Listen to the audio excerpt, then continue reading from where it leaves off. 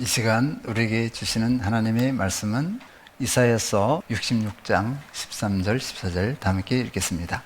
어머니가 자식을 위로함 같이 내가 너희를 위로할 것인즉 너희가 예루살렘에서 위로를 받으리니 너희가 이를 보고 마음이 기뻐서 너희 뼈가 연한 풀의 무성함 같으리라. 여호와의 손은 그의 종들에게 나타나겠고 그의 진노는 그의 원수에게 더하리라. 아멘. 이 시간에는 나는 위로가 필요한 존재라는 제목으로 말씀을 나누도록 하겠습니다.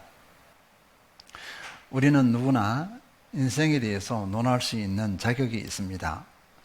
지금까지 살아온 그 연수, 그 인생 여정이 자격을 주기 때문입니다. 어린아이들도 어린아이 나름대로 삶은 이렇다 정의를 내릴 것입니다. 무엇보다도 확실히 할 수 있는 것은 인생을 낭만적으로 바라볼 수 없다는 것입니다. 인생의 연수가 얼마 되지 않아도 바로 경험할 수 있는 희노애락이 있기 때문입니다. 기쁨과 노여움과 슬픔과 즐거움이 순간순간 교차되어 다가옵니다. 전도서에서는 인생의 한 단면을 이렇게 표현하고 있습니다. 전도서 3장 4절 울 때가 있고 웃을 때가 있으며 습할 때가 있고 춤출 때가 있으며 인생이 호락호락하지 않습니다. 이런 사연의 가정을 보았습니다. 젊은 부부가 있습니다. 출산한 지 한 달 만에 남편이 대장암 4기 판정을 받았습니다. 아들의 암 소식을 들은 어머니는 비극적인 선택을 하고 말았습니다. 아내마저 혈액암 4기 판정을 받습니다. 다행히 아내는 항암 4차까지 갔을 때 기적처럼 치료가 되었습니다. 그러나 남편은 끝내 목숨을 잃었습니다. 운명이 참 잔인하다. 인생이 참 잔인하다는 표현이 딱입니다. 이 현실 앞에 우리가 무슨 말을 할 수 있겠습니까? 말문이 막힐 것입니다. 이때 필요한 것이 위로입니다. 위로가 있어야 버텨낼 수 있습니다. 사전적으로 위로는 괴로움이나 슬픔, 어려움을 겪는 사람의 마음을 어루만져 고통을 덜어주는 것을 의미합니다. 말로 위로가 될까요? 그러하지 않을 것입니다. 슬픔을 함께 느껴주는 것, 이것이 필요합니다. 아픔을 인정해 주는 것이 필요합니다. 혼자가 아니라는 사실을 전해주는 것이 필요합니다. 다시 일어설 힘을 얻게 하는 것, 이런 것들이 어우러져야 가능할 것입니다. 위로는 늘 희노애락의 상황에 직면해 있는 우리 모든 사람에게 필요합니다. 다양한 삶의 굴곡 앞에서 반드시 필요합니다. 위로를 얻지 못하면 다시 일어설 힘을 얻지 못합니다. 다시 일어서지 못하기 때문에 그렇습니다. 한번 예를 들어보겠습니다. 내 삶이 기대에 미치지 못할 때,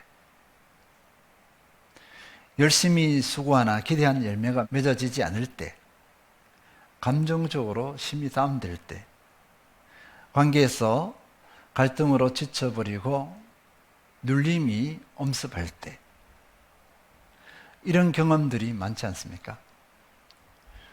그리스도인으로 특별하게 다가오는 압박이 있습니다. 생활의 어려움이 쉽게 해결되지 않을 때, 그리스도인으로서 하나님을 믿고 하나님께서 내 삶을 보장해 주신다고 확신을 갖고 있는데 내 삶의 어려움이 해결되지 않아요. 그때 얼마나 낙담이 되는지 모릅니다. 기도를 하고 있는데 응답이 되지 않습니다. 이럴 때 작은 연약함들로 인해서 나 자신이 미워지고 무기력함에 빠질 때, 그리스도인다운 삶에 늘 실패할 때, 사람들의 비난, 조롱을 당한다고 느껴질 때, 믿음이 자라지 않고 뒷걸음질 칠 때, 그 답답함이 만만하지 않을 것입니다. 저 같은 경우는요, 사역의 열매가 기대만큼 나타나지 않을 때, 목회자다운 언행 심사가 되지 못할 때, 하나님과의 관계의 깊이와 넓이가 약해질 때, 뒷걸음질 친다고 느껴질 때 큰 압박이 있습니다. 저는 위로가 필요합니다. 우리 모두는 위로가 필요합니다. 그러면 성경적인 위로는 사전적인 위로의 개념과 차이가 있을까? 성경에서의 위로는 하나님께서 자신의 백성을 향해 베푸시는 중요한 성품 중의 하나임을 가르쳐주고 있습니다. 위로는 하나님의 성품입니다. 이사야서 66장 13절, 어머니가 자식을 위로함같이 내가 너희를 위로할 것인즉 너희가 예루살렘에서 위로를 받으리니. 어머니가 자녀를 위로함같이라고 했습니다. 하나님께서는 자신이 위로의 하나님이심을 선포하실 때 왜 어머니의 위로를 비유로 들었을까요? 어머니는 자녀를 무조건적으로 품는 특성이 있습니다. 왜 그래서 하고 따지지 않습니다. 무조건적으로 받아줍니다. 두 번째, 자녀의 고통을 자기의 고통으로 받아들입니다. 셋째, 자녀가 다시 일어나도록 하는 위로입니다. 그 쓰러짐 거기서 그저 머물기를 원하지 않아요. 일어나서 새로운 삶을 살기를 원하는 것이 어머니의 마음입니다. 하나님의 위로는 이런 위로입니다. 그리고 하나님은 완전하신 분이셔서 그 위로가 사람의 생각을 뛰어넘습니다. 하나님의 위로를 몇 가지 확인해 보겠습니다. 첫 번째는 하나님의 위로는 무조건적인 위로입니다. 이사야서 66장 13절, 어머니가 자식을 위로함같이 내가 너희를 위로할 것인즉 너희가 예루살렘에서 위로를 받으리니. 어머니는 자식의 잘잘못을 따지지 않고 품는다고 했습니다. 하나님께서는 이보다 더하십니다. 이스라엘이 하나님을 배반했습니다. 우상을 섬겼습니다.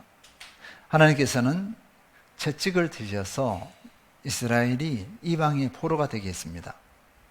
그럼에도 이들을 버리지 않으셨습니다. 사랑에 매였습니다. 그리고 약을 바르고 싸매셨습니다. 다시 품으셨다는 것입니다. 누가복음 15장 20절, 이에 일어나서 아버지께로 돌아가니라. 아직도 거리가 먼데 아버지가 그를 보고 측은히 여겨 달려가 목을 안고 입을 맞추니. 이 말씀은 탕자에 대한 내용이에요. 탕자가 아버지의 권위를 무시하고 상속분을 받아서 집을 나갔습니다. 잘 살았으면 얼마나 좋겠습니까? 허랑방탕하게 그 아까운 재물을 다 탕진해 버렸습니다. 그럼에도 아버지는 재물보다 아들을 소중히 여겼습니다. 자신을 경멸했던 아들을 용서하고 품었습니다. 잘잘못을 따지지 않았습니다. 탕자를 품는 그 사랑, 그 위로 앞에 탕자는 통곡했습니다. 자신의 잘못을 스스로 깨달았습니다. 지적하지 않아도 스스로 깨달았습니다. 그 사랑, 그 위로 앞에 깨달은 것입니다. 이사야서 1장 18절, 여호와께서 말씀하시되 오라 우리가 서로 변론하자. 너희의 죄가 저온 같을지라도 눈과 같이 희어질 것이요 진홍같이 붉을지라도 양털같이 희게 되리라. 우리의 어떤 연약함도 품으시고 깨끗하게 하시는 위로입니다. 그런데 이 품으시고 깨끗하게 하시는 위로는요, 공의로운 방법으로 하셨습니다. 자신의 목숨을 내어주고 우리를 품으셨습니다. 그 피값으로 우리를 깨끗하게 하신 것입니다. 그 피값의 대가 지불을 하고서 우리의 모든 연약함을 다 품으셨어요. 우리의 죄악성, 현재, 과거, 미래의 모든 것을 다 품으셨습니다. 하나님의 위로는 이렇게 무조건적인 위로였습니다. 우리는 이 은혜를 누리며 지금까지 살아왔습니다. 우리는 하나님의 이 무조건적인 사랑의 위로를 구체적으로 분명하게 알아야 할 것입니다. 두 번째, 하나님의 위로는 함께 하시는 위로입니다. 시편 34편 18절, 여호와는 마음이 상한 자를 가까이 하시고 중심으로 통회하는 자를 구원하시는도다. 하나님께서는 마음이 상한 사람에게 가까이 하신다고 했습니다. 마음이 상한 택하신 백성, 마음이 상한 자녀와 함께 하신다, 이렇게 말씀하고 있습니다. 여기서 함께 하신다는 것은 임재를 의미합니다. 그리고 상했다는 것은 상실, 실패 또는 배신, 죽음의 직면, 질병처럼 인생의 어떤 사건 때문에 마음이 산산이 부서진 그 상태를 의미합니다. 또 자기 속에 연약한 자아와 죄악된 성품으로 인하여서 마음 아파하는 상태를 의미합니다. 이 두 가지를 다 포함해야 되겠습니다. 하나님께서는 이런 자녀를 가까이 하신다고 했습니다. 하나님의 위로는 자녀와 함께 하시며 위로하십니다. 하나님의 위로는 또 함께 하심은 때와 장소를 가리지 않습니다. 24시간 365일 언제나 함께 하십니다. 어떤 상황, 어떤 환경도 가리지 않습니다. 사람은 이러한 위로를 줄 수가 없습니다. 하나님께서 나와 함께 하신다는 확신이 올 때 어떤 상황에도 위로를 얻습니다. 위로를 받습니다. 그 상황과 환경을 이길 힘을 얻습니다. 두려워하지 않습니다. 염려하지 않습니다. 그리고 사람 탓, 상황 탓, 환경 탓을 하지 않습니다. 당당합니다. 그리고 담대할 수 있습니다. 함께 하신다는 것 자체가 큰 위로가 되기 때문에 그렇습니다. 지금의 나는 하나님이 함께 하시는 위로의 결과입니다. 하나님께서 함께 하지 않으셨으면 나는 지금의 이 자리에 존재하지 못했을 것입니다. 우리의 신앙이 그저 내 힘으로 이렇게 달려온 것 같습니다. 그러지 않습니다. 하나님의 함께 하심, 그 위로로 내가 이 자리에 서 있습니다. 하나님께서 함께 하지 않으셨으면 수없이 쓰러져서 좌절하고 절망하고 하나님을 떠났을 수도 있었습니다. 하나님께서 함께 하시기 때문에 우리는 하나님과 동행하며 승리할 수 있었습니다. 세 번째는 하나님의 위로는 소망을 주는 위로입니다. 곧 지금의 상황이, 지금의 고통이 끝이 아니라는 것을 보여줍니다. 이스라엘은 하나님을 배반하고 우상을 섬겼습니다. 하나님이 없는 그들의 삶은 불법 왜곡의 삶이었습니다. 갖은 악행을 다 저질렀습니다. 하나님께서 이들을 이대로 내버려 둘 수 없었습니다. 이들에게 채찍을 쥐었습니다. 그 심판입니다. 나라가 망했습니다. 그리고 자기 백성들을 이방 나라의 포로가 되게 했습니다. 이스라엘 백성들은 모든 것이 끝났다고 절망했습니다. 그런데 하나님께서는 이들을 위로하셨습니다. 그 채찍이 멸망시키려는 것이 아니다. 끝이 아니다. 너희를 새롭게 하려는 소망의 채찍이다. 이렇게 말씀하신 것입니다. 하나님의 선하신 뜻을 이렇게 보이셨습니다. 에스겔 33장 1절, 너는 그들에게 말하라. 주 여호와의 말씀이니라. 나의 삶을 두고 맹세하노니 나는 악인이 죽는 것을 기뻐하지 아니하고 악인이 그 길에서 돌이켜 떠나 사는 것을 기뻐하노라. 이스라엘 족속아, 돌이키고 돌이키라. 너희 악한 길에서 떠나라. 어찌 죽고자 하느냐 하셨다 하라. 나는 악인이 멸망하는 것을 기뻐하지 아니한다. 악인이 그의 악한 길에서 돌이켜 떠나 사는 것을 기뻐한다.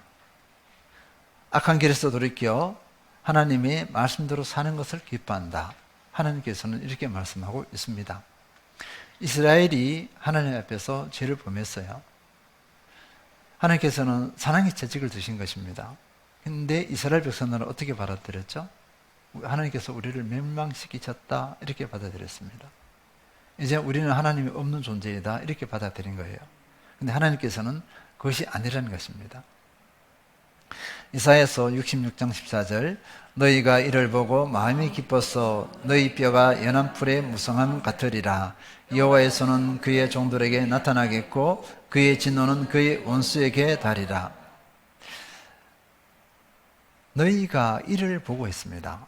너희가 이를 보고, 이 내용은요, 예루살렘을 다시 회복시키는 위로입니다. 다시 평안을 주시는 위로입니다. 무너졌던 예루살렘이 다시 회복되어진다. 너희의 슬픔이 이제는 기쁨으로 바뀌게 된다. 하나님께 버림받은 것처럼 보이는 이스라엘 백성이었습니다.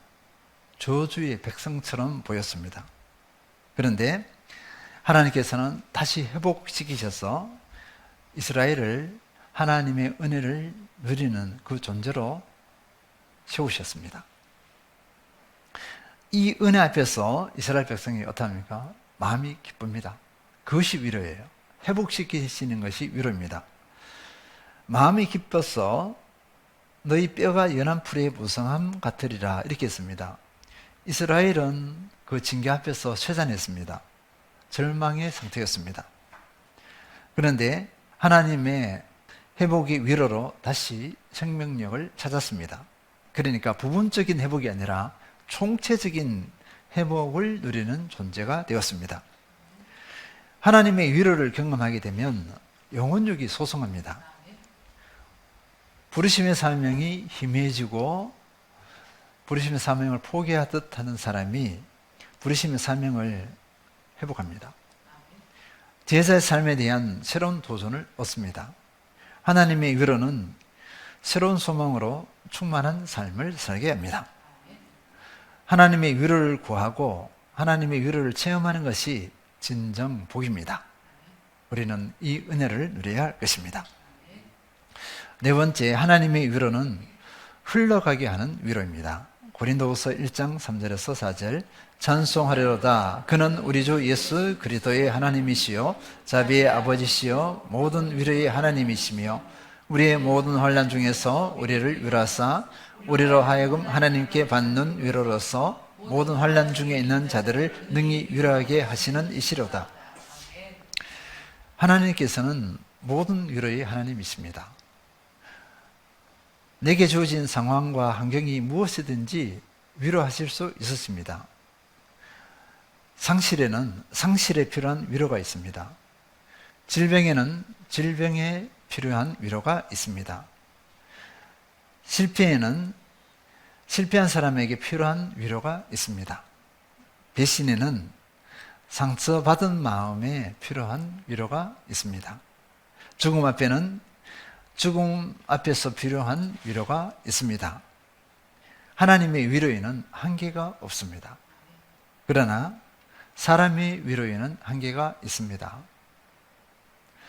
사도 바울은 하나님께서 우리를 이렇게 위로하시는 이유 중에 중요한 한 가지를 밝히고 있습니다. 위로하시는 이유는 여러 가지 근거를 들 수 있겠죠. 그런데 사도 바울은 딱 한 가지를 밝히고 있습니다. 고린도후서 1장 4절 우리의 모든 환난 중에서 우리를 위로하사 우리로 하여금 하나님께 받는 위로로서 모든 환난 중에 있는 자들을 능히 위로하게 하시는 이시로다.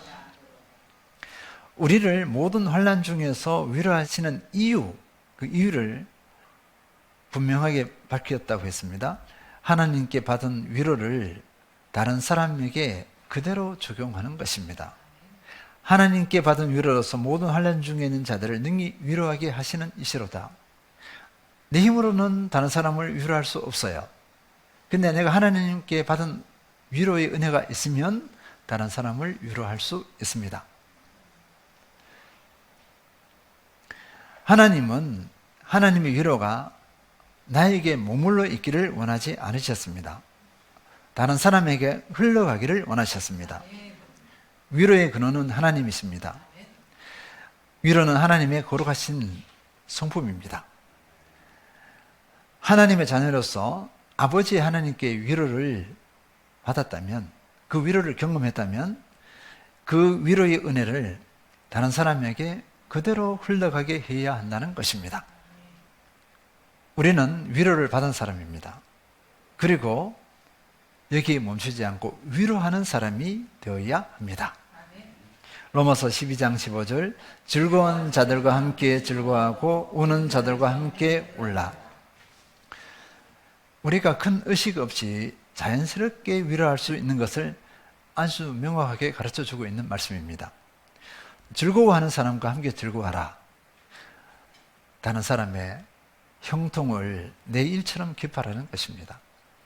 슬픔을 당한 사람에게는 동일시하며 진정으로 함께 울어주라는 것입니다. 다른 사람의 눈물을 멈추게 하라는 것이 아닙니다. 같은 마음을 가지고 내 일처럼 울라는 것입니다. 이 자체가 위로가 됩니다. 고상한 말이 필요 없습니다. 그냥 마음을 함께하며 울어주는 것이 최고의 위로입니다. 그렇기 때문에 하나님께 받은 위로가 있는 사람은 위로하기가 쉽습니다. 어려운 것이 아니에요. 그런데 우리 많은 그리스도인이 안타까움이 있습니다. 하나님께 그렇게 큰 위로를 받았음에도 다른 성도들을 향한 위로에는 인색하다는 것입니다. 함께 기뻐해야 할 일들에 어떻게 반응할까요?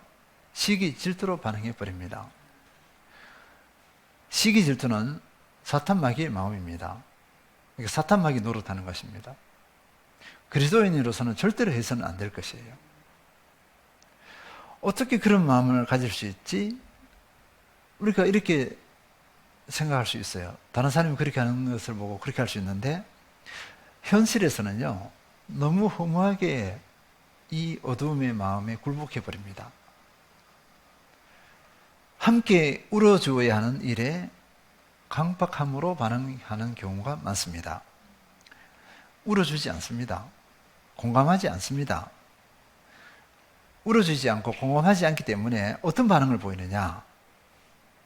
예수님의 위로가 아니라 가르치려고 합니다. 답을 주려고 합니다. 가르치고 답을 주려고 하는 것은 약소한 거예요. 더 큰 안타까운 마음이 있습니다. 그것이 무엇이냐면요, 분석을 합니다. 다른 이의 그 아픔을 분석을 해서 판단하고 정죄해 버립니다. 그리스도인이 아니에요. 사탄마귀입니다. 분석과 판단, 정죄의 이 한 묶음은 사탄마귀의 영역입니다. 그리스도인을 송사할 때 사탄마귀가 쓰는 수법이에요. 그런데 우리 그리스도인이 다른 성도들을 바라보면서 분석하고 판단하고 정죄해버려요. 있을 수 없는 일을 하고 있는 것입니다. 있어서는 안 될 일을 하고 있는 거죠. 진정한 그리스도인은 분석을 합니다. 분석을 하는데, 왜냐하면 그 사람을 살펴야 되잖아요. 그 분석이 판단하고 정죄하려고 하는 것이 아니고 그 사람을 더 깊이 품어주기 위한, 그 사람을 이해하기 위한 분석이에요. 그 사람을 더 이해하고 더 마음을 동일시하기 위한 분석을 하는 것이죠. 그런데 사탄마귀의 마음 가진 사람들은 판단하고 정죄해버립니다. 예리하게 분석해서 판단하고 정죄한다. 위로가 아니에요. 그 사람을 죽이는 것입니다. 아픈 사람을 짓밟아버리는 것과 같습니다. 우리는 위로의 자리에 답을 주려고 하고 가르치려고 하지 않았는지 돌아볼 일입니다. 분석해서 판단하고 정죄하지 않았는지 돌아볼 일입니다. 받은 위로는 다른 이에게로 고스란히 흘러가야 합니다. 정리합니다. 우리 모두는 위로가 필요한 존재입니다. 하나님께 위로받고 사람에게 위로받아서 힘을 얻습니다. 그 위로의 힘으로 우리는 상황과 환경을 이길 수가 있습니다. 우리 주님과 온전히 동행할 수 있습니다. 내게 드리워진 현실 앞에 나를 위로하시는 주님을 바라봐야 합니다. 나의 등 뒤에서 우리 주님이 나를 위해서 일하십니다. 우리 주님은 수고하고 무거운 짐진 자들아 다 내게로 오라고 우리를 초청하셨습니다. 우리를 위로하신다고, 우리를 새롭게 하시겠다고 우리를 초청하십니다. 이럴 때 우리는 이 초청에 온전히 응해야 될 줄 믿습니다. 내가 받은 위로가 내게 멈추지 않고 다른 이에게로 흘러가기 위함이다. 가르침, 판단, 정죄는 우리의 영역이 아닙니다. 위로받는 사람의 복을 누리시고 위로하는 사람으로서 사람을 살리고 세우는 그 주인공이 되시기를 축원드립니다.